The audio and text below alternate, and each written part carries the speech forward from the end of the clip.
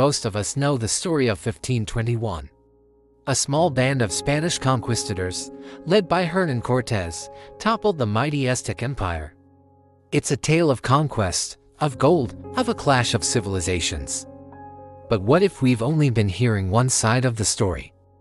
What if we paused and listened? Listened to the voices that have been silenced by history. Today, we're not just looking at the fall of an empire. We're stepping into the heart of a people, the Mexica, and trying to understand what it felt like to watch your entire world unravel. Imagine this. You live in Tenochtitlan, a city that defies belief. It's a metropolis built on water, a Venice of the New World, larger and cleaner than any European city of its time.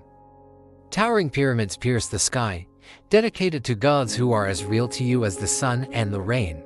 Canals bustle with thousands of canoes, markets overflow with goods from every corner of your vast domain, vibrant feathers, shimmering gold, rich cacao, and foods you can't even name. Your society is complex, built on art, poetry, astronomy, and a deep, spiritual connection to the cosmos.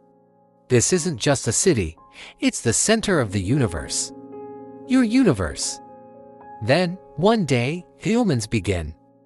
A comet like a fiery year of corn streaks across the sky. The lake boils and floods the city for no reason. A temple spontaneously bursts into flames. A weeping woman is heard crying for her children in the dead of night. For a people who read the world through signs and prophecies, a deep unease settles over the city. It feels like the gods themselves are holding their breath. And then, they arrive. Men from the sea. Their skin is pale, their beards thick. They ride on enormous deer that shake the earth. They carry sticks that speak with thunder and smoke. To our altars, to our emperor, Montezuma II, they are a puzzle. Are they gods? Are they men?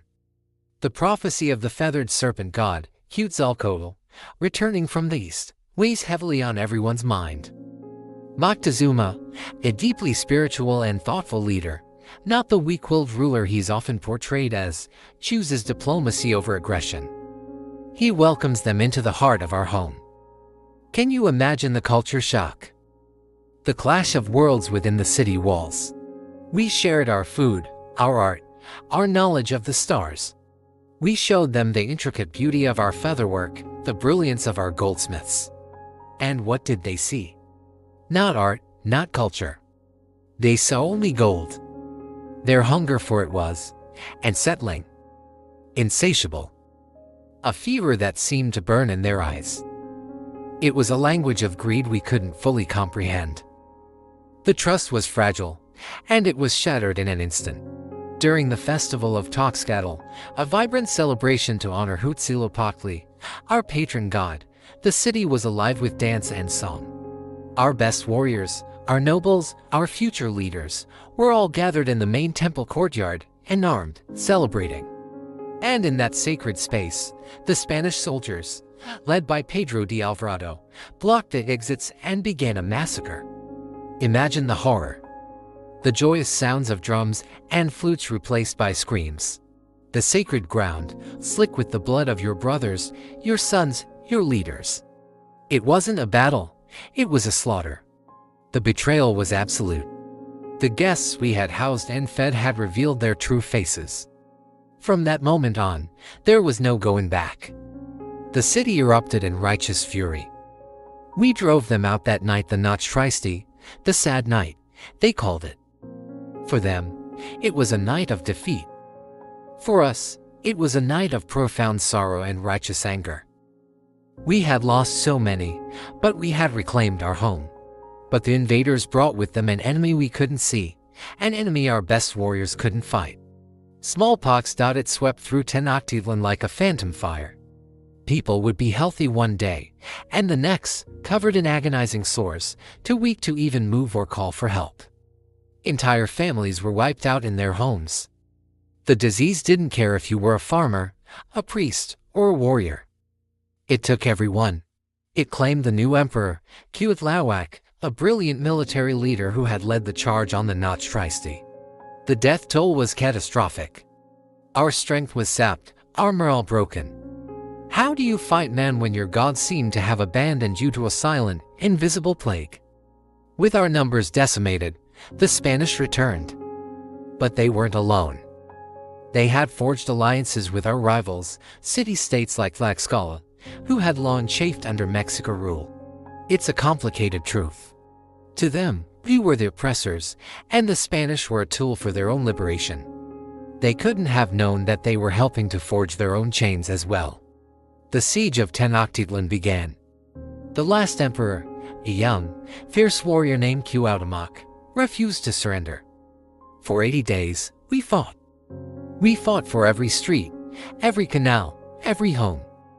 Food and fresh water were cut off. We ate lizards, weeds, the leather from our shields. Starvation and disease were as deadly as any Spanish sword.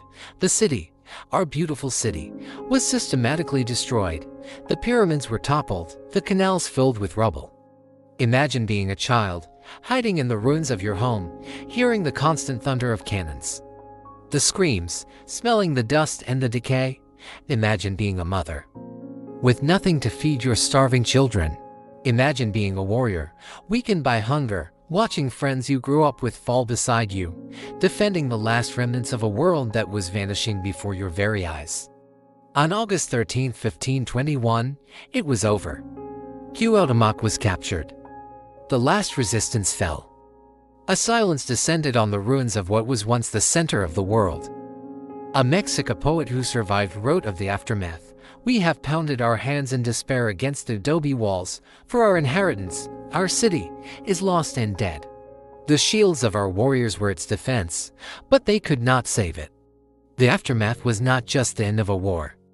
It was the beginning of an erasure. Our temples were torn down, and on their foundations, they built their churches. Our sacred books, filled with centuries of knowledge, were burned. Our social structures were dismantled. We were forced to adopt their language, their religion, their ways. We were told our gods were demons, our knowledge was ignorance, our way of life was savage. The conquest wasn't just physical, it was spiritual and psychological. It was an attempt to kill our memory, to kill our soul. But a people's spirit is not so easily extinguished. We survived. For 500 years, we have endured. The blood of the Mexica, the Tlaxcalans, the Maya, and all the indigenous peoples of this land still flows. Our languages are still spoken, whispered in homes, and taught to new generations. Our traditions are woven into the fabric of modern Mexico, in the food, the art, the festivals, the very way people see the world. The story of Tenochtitlan is not just an ending. It's a story of incredible loss, yes, but it is also a testament to the resilience of the human spirit. By listening to these voices, we aren't rewriting history. We are completing it. We are acknowledging the profound human tragedy at the heart of the conquest and honoring the memory of those who lived and died defending their world. Their world did not simply fall. It was broken. But the pieces were never fully swept away. They are still here, waiting to be seen, waiting to be heard. Thank you so much for joining me on this journey into the past. If this story moved you, please consider liking this video and subscribing to the channel for more deep dives into the human side of history. It helps us continue to tell these important stories. Thank you for listening.